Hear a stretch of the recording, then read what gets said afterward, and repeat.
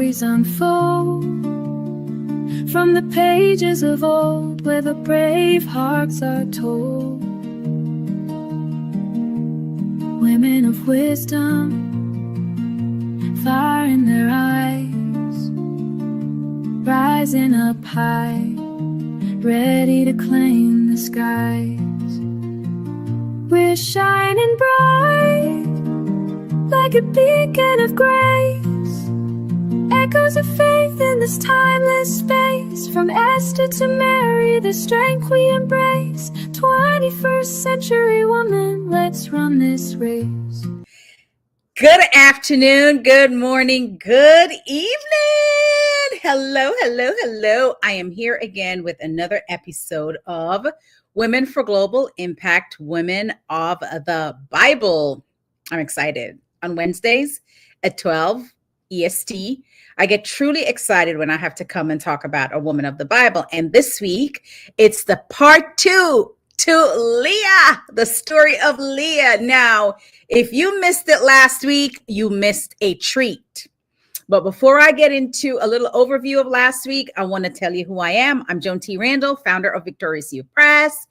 I love to help people write and publish their best-selling books for impact and influence so that they can monetize all of their knowledge and wisdom and create a legacy. I'm also the women's ministry director for I Believe God Women, International Women's Ministry, and the host of the show, Women for Global Impact, where I bring you stories about women in the Bible.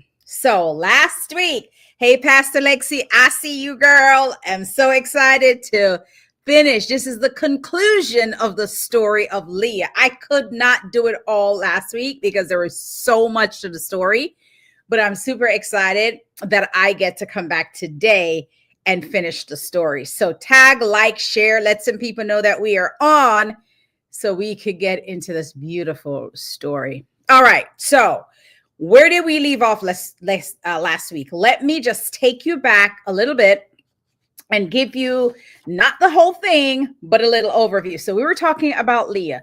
Leah, hey, International Intercessor, it is so nice to see you. So let's talk a little bit about where we left off last week with Leah. Leah is Jacob's wife, right? She is the daughter of Laban. The name Leah means sleepy. It means weary. It means delicate, tired eyes is what her name means. And as we talked about last week, Jacob met her when they brought their, livestock for water, and Jacob was running away from Esau, his brother that he had wronged in stealing his birthright, and he thought that Esau was coming after him, and so he was trying to escape.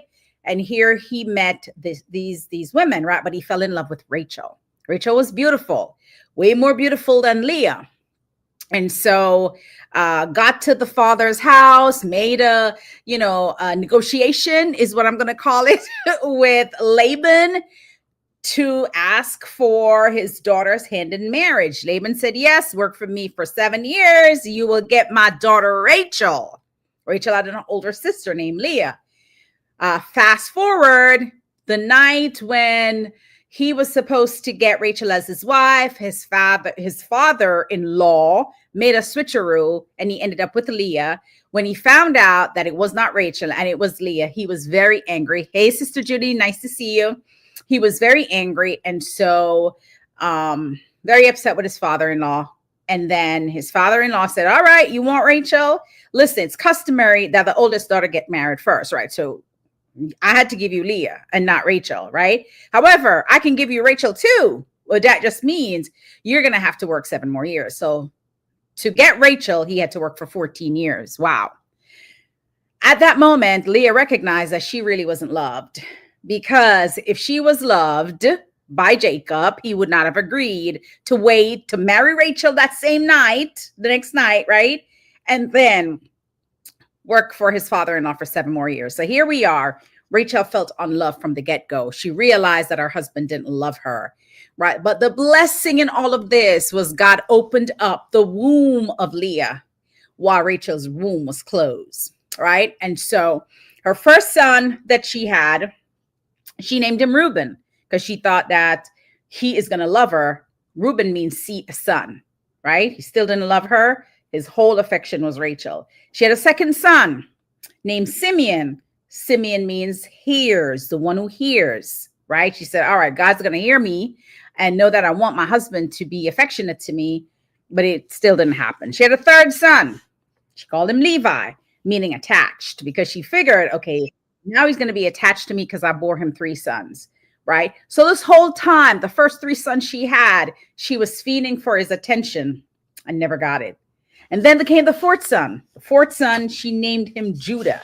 This marked a turning point in Leah's life because Leah realized, hey, the one who has been loving me and blessing me and giving me these babies was not Jacob. It was God. So I'm going to name him Judah, and Judah means praise. And in that moment, Leah turned her attention from the love of Jacob. She still loved him, but she turned from obsessing over his love and just giving God praise. She turned her focus towards God. That was a mindset shift. And so now we are here today. Let me tell you where we left off. Yes, last week. Last week we left off where we recognized that Leah had 6 of Jacob's 12 sons. And the other 6 were born by 3 other women, right? So 50% of the tribe of Israel came from Leah's womb.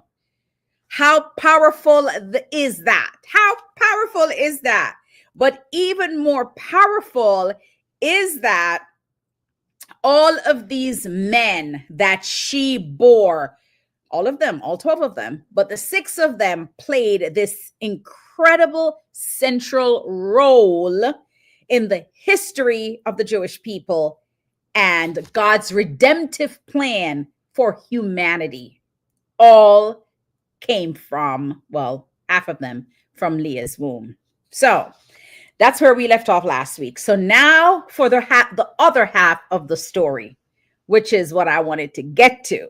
So how did Judah became the leader? How did Judah become this chosen of the 12, right? How did the 4th son became the chosen of the 12? First of all, this was God's plan. This was God's plan. And I'm telling you, when God has a plan, no human can disrupt that plan, right? It is customary, right? The same way that Laban gave his oldest daughter to Jacob in a deceptive role reversal, right? Is the same way, right? Which means the oldest one kind of gets the lead, right? It was the same thing with Jacob's son. Jacob's oldest son was actually the one who was going to be in line to take over, right? But God had already chosen Judah. Judah was already chosen. Judah was chosen from the get-go. Judah was the 4th son.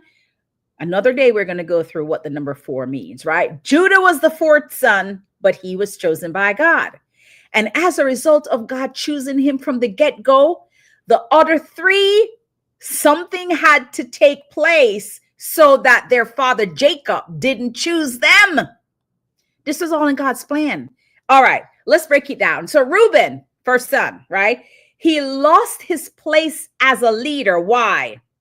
Because he defiled his father Jacob's wife, one of the lower wife, right? We call them concubines, but it actually is kind of like a lower wife, right? It is one of the women who were slaves to Rebecca and Leah, because he had two other women who bore him children, right? Zilpah and Bilhah. And so the problem was Reuben, knowing this as the oldest son, know that this woman had children for his father, slept with her.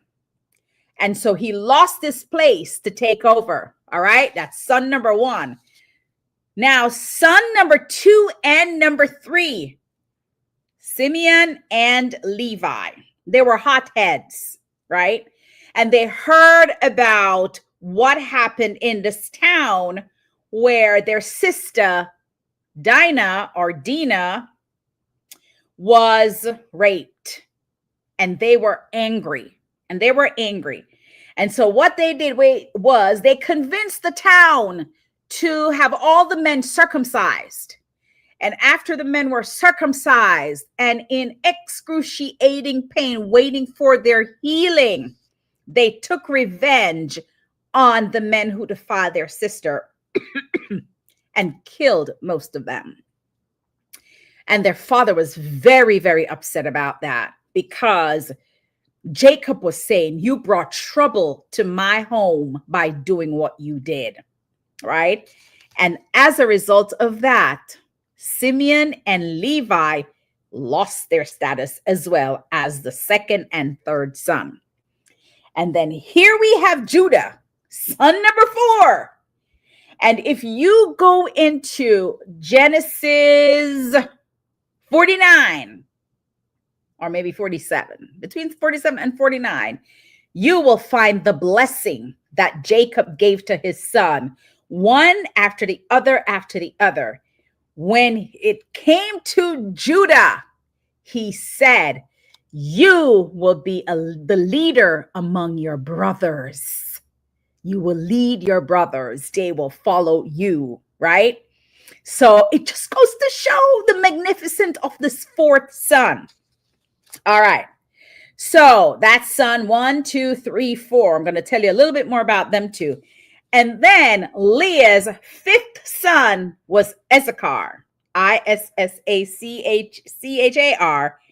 And his whole tribe, the tribe of Issachar, was known for wisdom and understanding of the times. All right. That was son number 5. Son number 6 was Zebulun. And if you go back to the blessing that Jacob gave to Zebulun, Zebulun's tribe was that they were going to be settlers on the shore, settlers by the sea. They became known for their maritime skills and trade, boat, fishing, anything that has to do with water, trade. Powerful, powerful tribe. Now, I would be remiss if I didn't talk about the tribe of Levi, right? Because although their father never really gave them the type of blessing they were looking for, they were still blessed, right? And so Simeon's tribe was the smallest tribe of the 12, right? Son number 2. He had the smallest tribe of all 12, and his tribe was eventually absorbed into Judah's tribe, right? Goes back to that Judah would lead his brothers.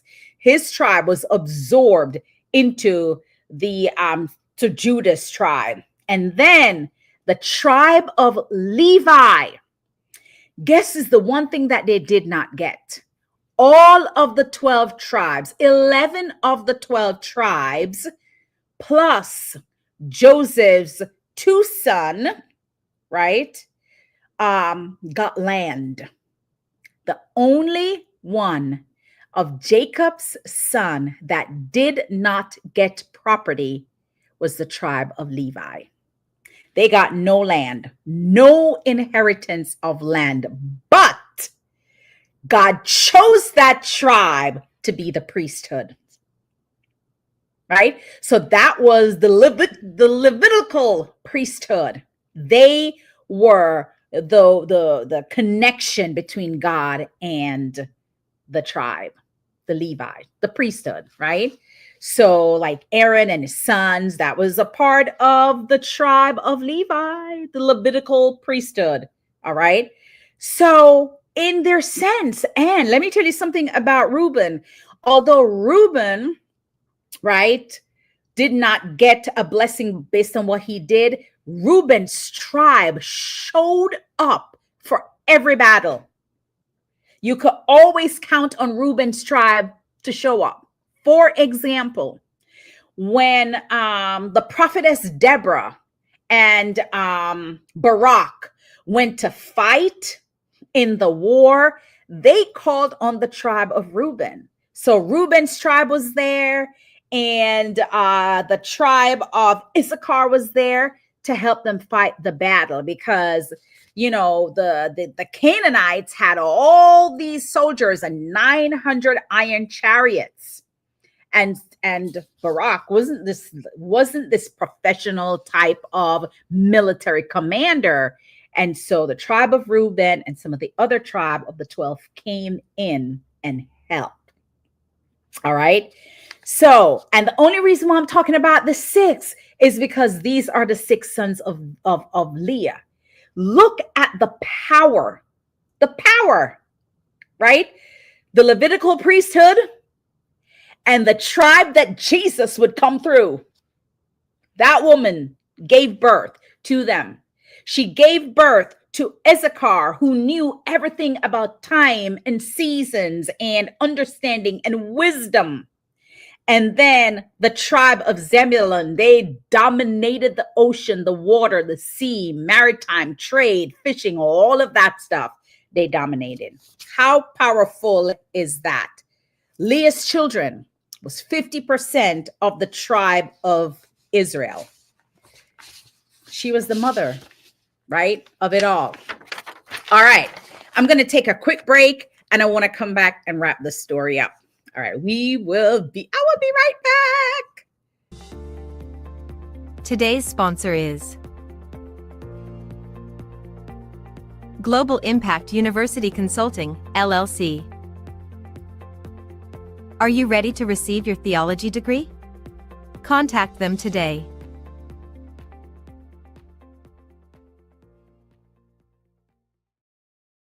Okay, and we are back. We're talking about Leah, an overlooked woman of the Bible who truly could be considered the mother of the tribe of Israel. Okay, all right. So Leah became the mother of the nation, and through her promises made to Abraham were carried into the future. The fact that the Messiah came through Leah's life rather than Rachel's life is a powerful testament to God's grace and his ability to elevate the overlooked and the marginalized. The fact that the Messiah came from Leah's line, it just goes to show God is no respecter of man. He's no respecter of persons, right? As much as Jacob favored Rachel and ignored or slight Leah for so many years, God chose her, right? Leah's son, Judah, became the ancestor of David, the greatest king of Israel. And then from David's line come the greatest king of all the world, the savior to the world, the Messiah, the woman who was loved less and desired less by her husband was chosen by God to be the ancestor of the Redeemer. Tell me about the God we serve. More. From Leah's lineage, the promise that God made to David that his throne would be established forever was fulfilled in Jesus Christ, who reigned as King of Kings. God is so good, sis. God is so good. But let me tell you this, and I don't know if you ever put this together. Listen to this. All right.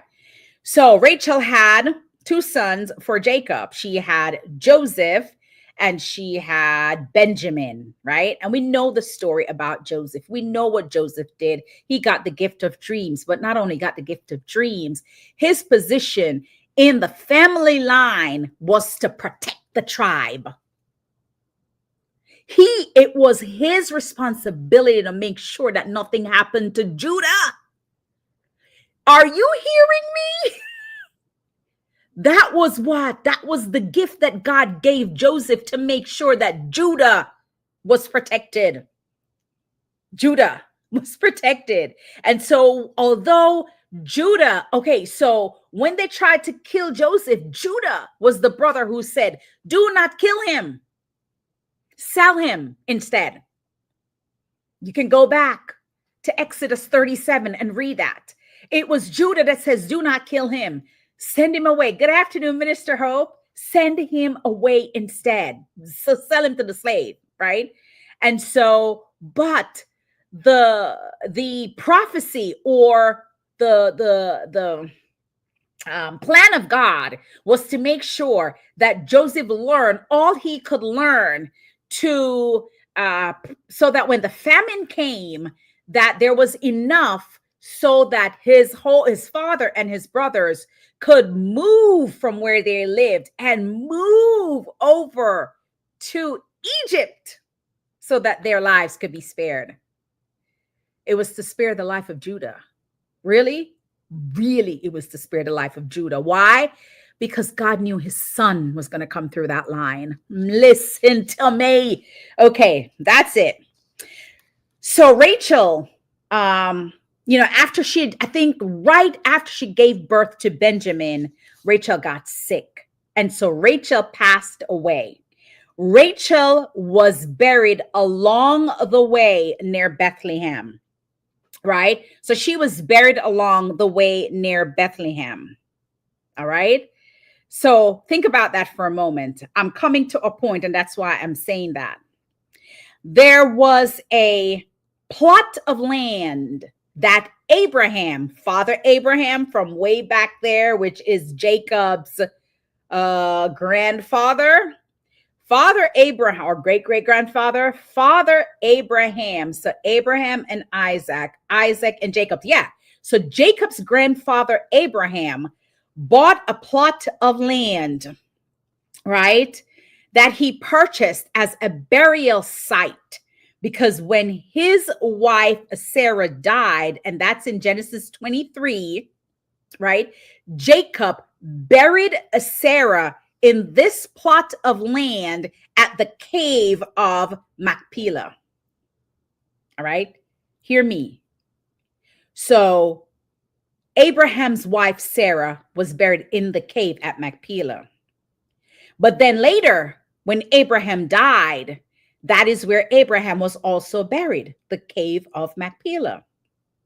And then when Isaac died, Abraham's son, he was buried in the cave of Machpelah.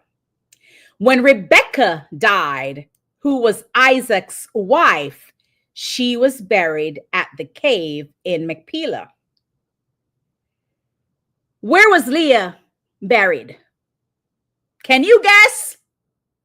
Leah was buried in the same plot of land that her husband Jacob was buried in the cave of Machpelah, while Rachel was buried along the road going to Bethlehem. What?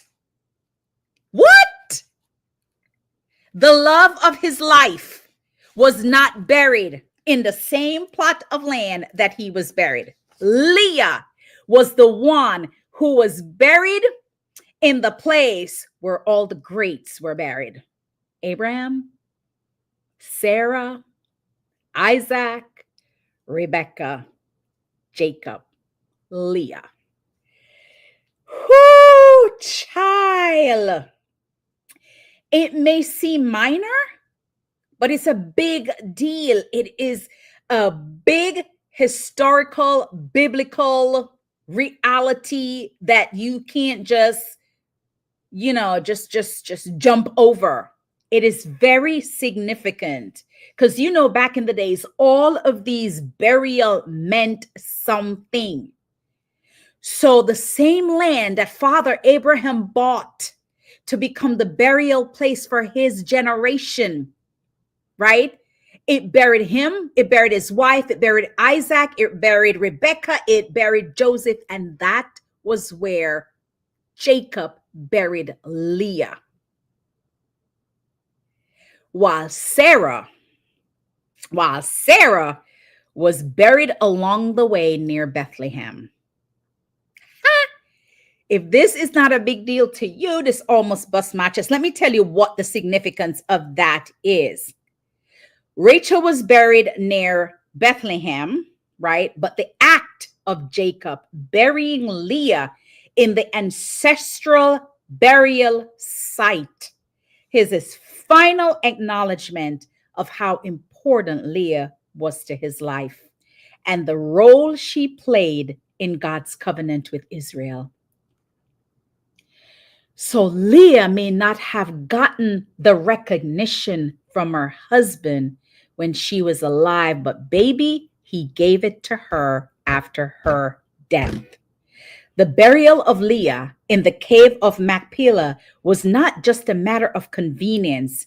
It was a deliberate choice that reflected Leah's true place in the family and the history of Israel. Although Rachel captured Jacob's heart, Leah had captured the heart of God. My God! She finally got her rightful place, even in her rest. That is a big deal. Big deal.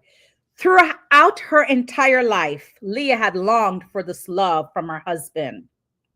And in the end, she received it in a far greater way than she could have ever imagined.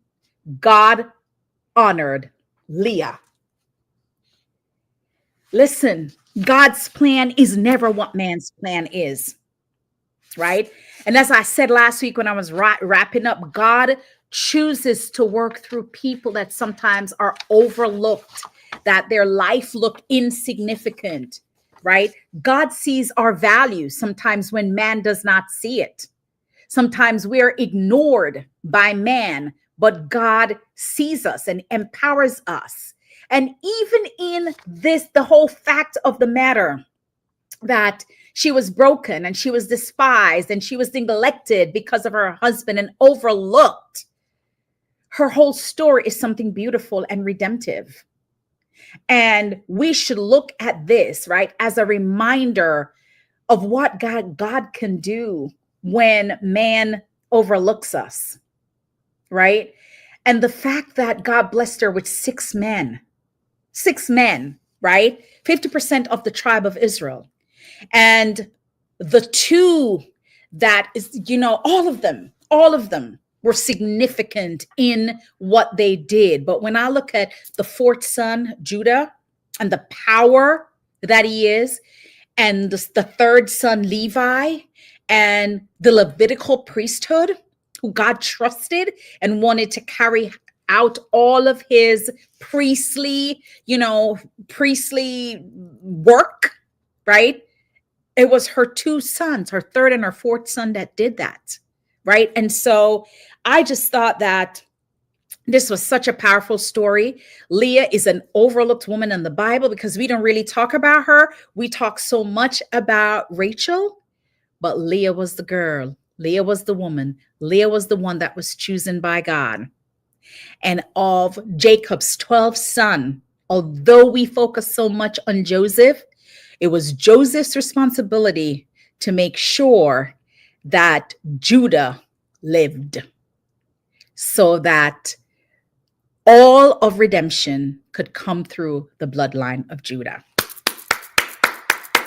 That's it. That's all I got today. This thing was, man, I know you guys will look at Judah and Leah in a completely different light. God bless you.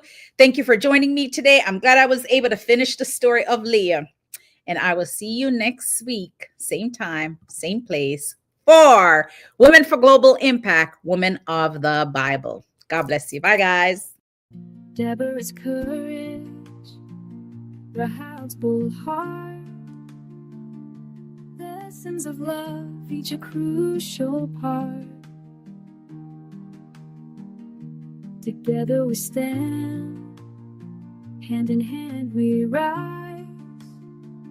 With faith like a river, we'll chart the skies.